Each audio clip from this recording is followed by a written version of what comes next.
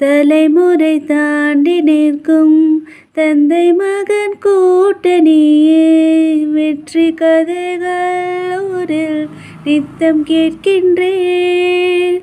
சிங்கம் பெற்ற பிள்ளை என்று ஊரே சொல்லும் ஓசையோடு ஒய்யாரமாக ஓய்வெடுக்கின்றேன்.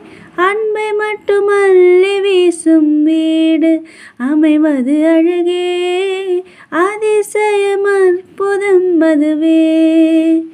அமைத்த புதல்வா புதல்வா வா புதல்வா புதல்வா வா புகழ் பூக்கள் தூவிட புவி எங்கும் பாரடா.